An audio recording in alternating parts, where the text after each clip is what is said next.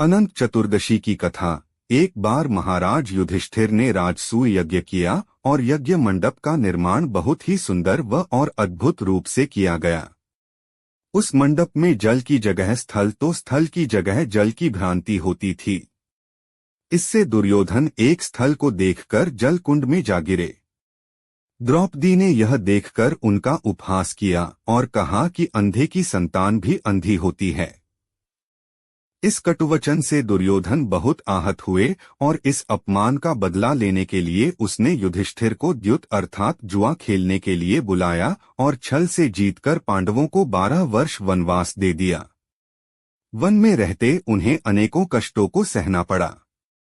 एक दिन वन में भगवान कृष्ण युधिष्ठिर से मिलने आए।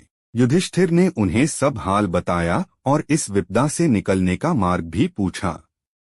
इस पर भगवान कृष्ण ने उन्हें अनंत चतुर्दशी का व्रत करने को कहा और कहा कि इसे करने से खोया हुआ राज्य भी मिल जाएगा।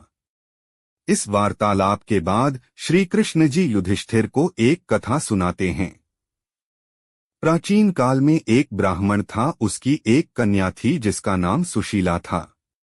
जब कन्या बड़ी हुई तो ब्राह्मण ने उसका विवाह कौंडिन्य ऋषि से कर दिया।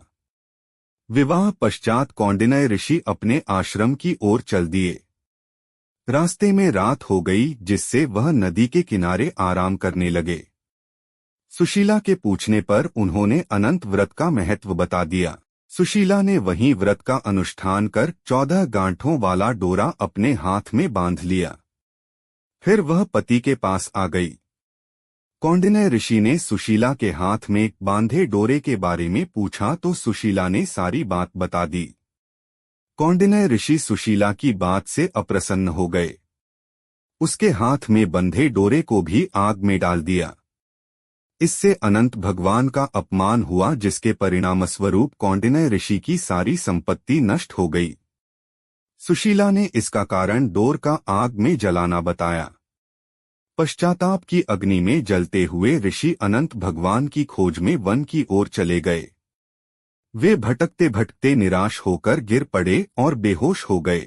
भगवान अनंत ने उन्हें दर्शन देते हुए कहा कि मेरे अपमान के कारण ही तुम्हारी यह दशा हुई और विपत्तियां आई, लेकिन तुम्हारे पश्चाताप से मैं तुमसे अब प्रसन्न हूँ। अपने आश्रम में जाओ और 14 वर्षों तक विधि विधान से मेरा यह व्रत करो। इससे तुम्हारे सारे कष्ट दूर हो जाएंगे। कौंडिन्य ऋषि ने वैसा ही किया और उनके सभी कष्ट दूर हो गए और उन्हें मोक्ष की प्राप्ति भी हुई। श्री कृष्ण की आज्ञा से युधिष्ठिर ने भी अनंत भगवान का व्रत किया, जिससे पांडवों को महाभारत के युद्ध में जीत मिली। कथा संपूर्णा। जय भगवान अनंत। ओम वैष्णवे नमः।